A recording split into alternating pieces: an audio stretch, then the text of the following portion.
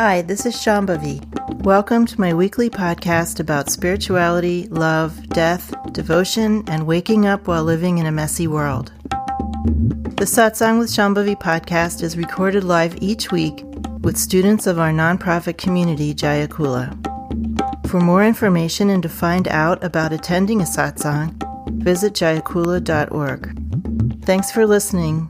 Much love to you, wherever and however you are. Out of those traditions that I've studied in, Trika Shaivism has the most emphasis on the heart. So the basic view of the heart is that it is everywhere, that wisdom itself is emanating from something we could call the heart or the heart space, and that heart space is everywhere. And why the heart, you might ask? Why not just wisdom emanating from space or something like that, which might be more typical? Because the fundamental nature of this reality, its fundamental way of being is beneficence. And you could say kindness or compassion, but those words wouldn't really cover all of it. When you encounter the nature of reality through your sadhana directly, not just conceptually, but experientially, what you encounter is tremendous compassion and mercy and kindness and sweetness, goodness. You could say these are all feelings or virtues or wisdoms that we associate with the heart. However, I think in Trika Shaivism, it would be said we associate with them with the heart because this is the heart of reality, the ultimate nature of reality, of this alive, aware reality. So our own heart space, which is in the center of our chest, again, it's called Hridaya Akasha. It's also in the Trika tradition called the cave of the heart, is a living symbol of that heart of wisdom everywhere. So everything that's happening cosmologically on a reality-wide scale is reiterated or recapitulated in our bodies with various symbolic structures in our bodies. They're not symbolic in the sense that it stands for something. They're what I call living symbols, symbols that are an aspect of what they're symbolizing. There's a real direct existential connection between our heart space and that heart of reality that is emanating sweetness and compassion from everywhere. When we want to discover those, we go to the heart. And there are many practices in Trika Shaivism that involve that heart space, more so than in other traditions that I've studied in. It doesn't mean that other traditions don't discover the same wisdom virtues or also talk about the heart. It's just more of a focus on that in Trika Shaivism, and I think it's one of the reasons this is my main tradition. When someone asks you to talk about yourself, you will often say, I. You'll put your hand here. You won't go I, where your mind is, where your brain is. We live in a very brain-centered culture, and in the traditions that I've studied in, the brain is basically just considered to be a lump of kapha that has to do with memory and cognition. But actual wisdom is emanating from the heart space, and that's where we discover it. When energy rises through the subtle channels, and when the heart opens more, that's when we discover that universal love, universal compassion, where we're no longer compartmentalizing, well, I feel compassion for you and I love you, but not that other person. Forget it. That jerk. No way. Those kinds of compartmentalizations of those cosmic virtues like compassion are coming through us. But once the heart becomes less obscured, then we start to experience the universalization of all those wisdom virtues. The obscurations are only of one kind, and this is pretty unique to Trika Shaivism. The only obscuration is limited access to wisdom. This is almost a direct quote from Abhinavagupta, one of the founders of this tradition. The only obscuration is limited access to wisdom. Now, why would the founders of this tradition, at least the ones that founded it in writing, once a tradition gets into books, into written form, it's already sort of in its midlife, right? And we just need to remember that the books are not the origin of the tradition. But in any case, this is where we have contact with the written view of the tradition. Why is there this insistence on saying that the only limitation is limited access to wisdom? Why bother underlining that so many times as happens in the tradition? This is because those siddhas who were writing about the tradition between, say, the 5th and the 12th centuries were writing in a context where there were many other spiritual traditions, including other forms of Hinduism and lots of forms of Buddhism and Sikhism and Jainism and whatever other isms there were at the time, I don't know. There were Sufi practitioners in the area of Kashmir.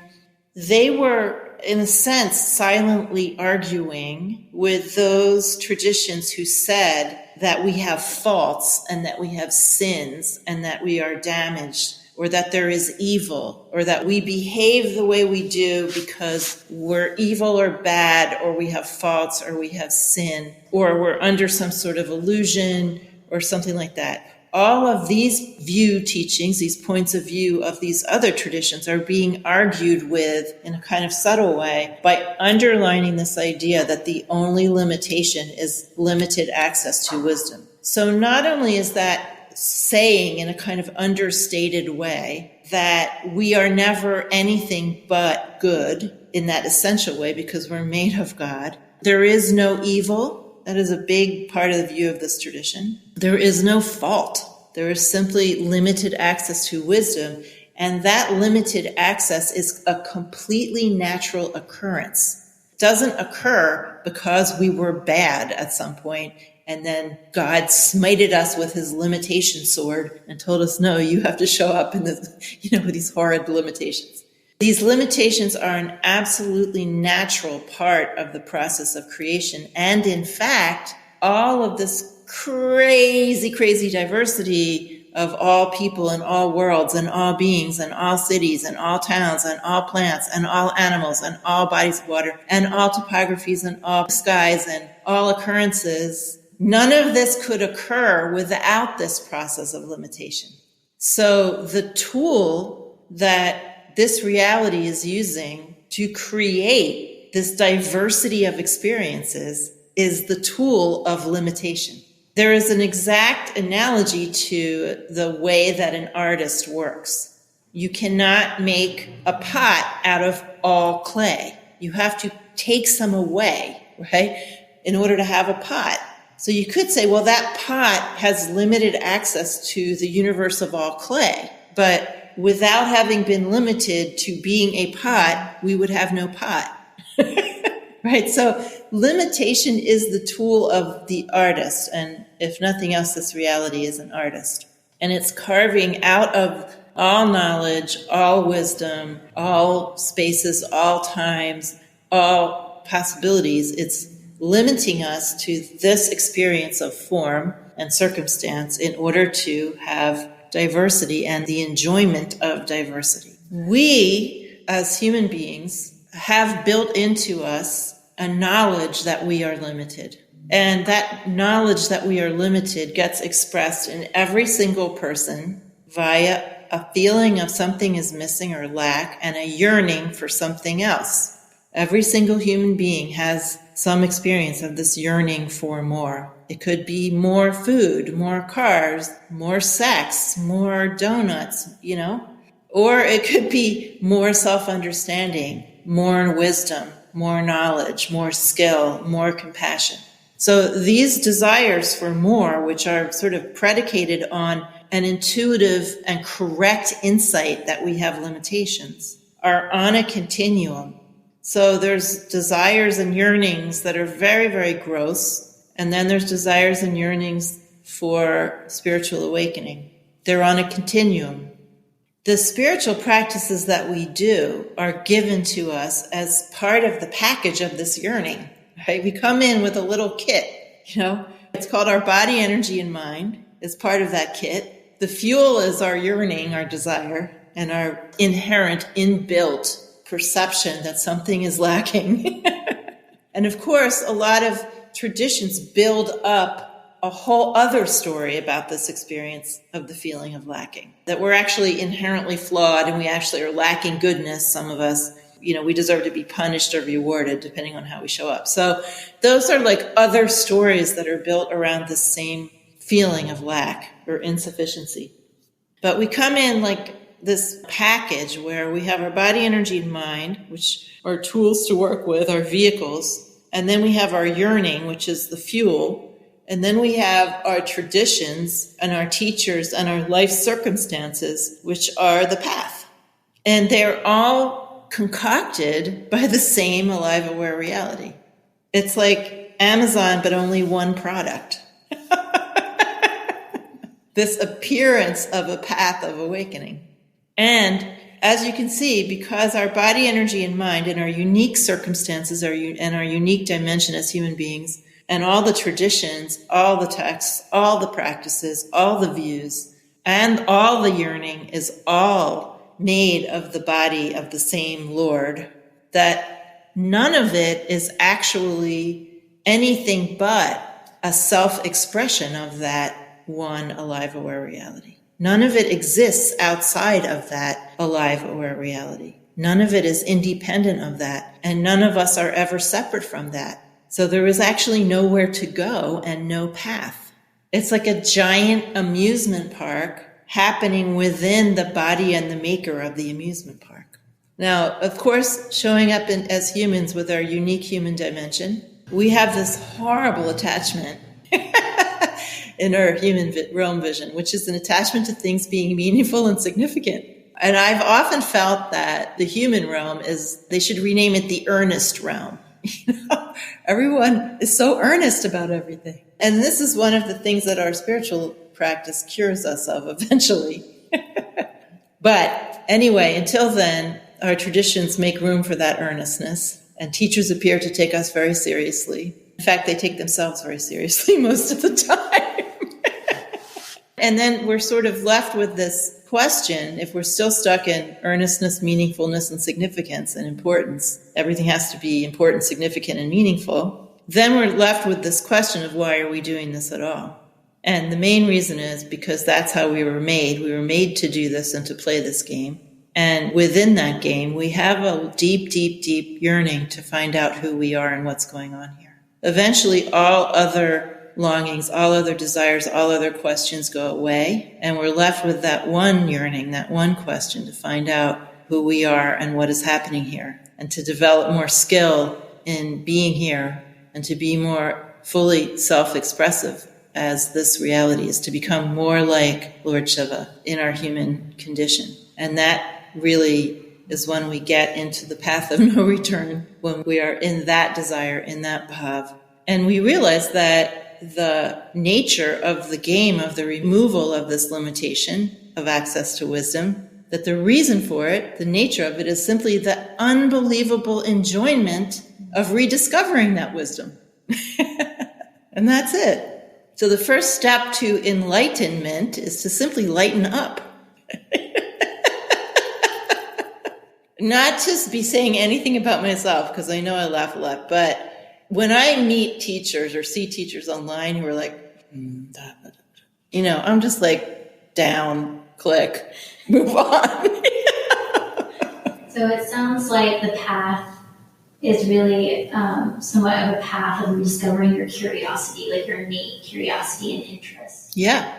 The path is one of rediscovering your innate curiosity. What happens is when our desire, our yearning, and our feeling of something's missing is too compressed and too under tension, too limited, then it doesn't feel like it's about curiosity. It feels like just greed or neediness, or I must have this to be happy. There's infinite permutations of it, but the open-ended curiosity part of it gets kind of squished in the earlier parts of that continuum, right? Because you're sure you know what you want and what you need and the only thing that's going to make you happy. So that really shuts down a lot of things when you have that feeling. But later, when your senses start to subtleize and your mind starts to subtleize, and you could also be born this way. People are born in infinite conditions. So I don't want to make any claim at all that doing spiritual practice is the only way to experience subtle senses or opening of the heart or anything like that. I don't think that at all. People are in many, many different conditions. But in any case, for lots of people, there has to be some kind of subtleization in order for that desire itself to be liberated so that it can be more open-ended and exploratory and curious. Absolutely. Along with curiosity, there's also playfulness and experimentation. The more I teach and the more I reflect on the experience that you guys are telling me you're having and my own experience, the more I realize how experimentation and having an attitude of experimentation is very, very important. So instead of thinking, how can I do this? Think about how can I experiment with this? How can I play with this? How can I experiment with it? Because a lot of my life as a practitioner, the first 3/4 of the way in this life was really just like a kind of natural process of experimentation. In a poem by Laleshwari, the Kashmiri poet from the 14th century, she says, spend some time just agreeing with what everyone says, no matter what it is. She says, you'll have an interesting result. So the result of agreeing with what everybody says is that you start to feel all of your knee-jerk convictions and your desire to argue and your desire to be right, your desire to win, all coming up like and it's very interesting to feel that compulsion. And then if you continue with it, you just start to relax. And you start to realize it's just not that important whether anyone knows where I stand on this issue or, or whether I win this little argument about the right way to use a whisk or something. The things that people get so exercised about. So it's a very, very interesting experiment. And we should approach our everyday life in that spirit when we're doing practice and we're trying to figure out ways to transform our way of being with other people in the world. We can have this attitude of experimentation and be creative. This is a creative aspect of practice.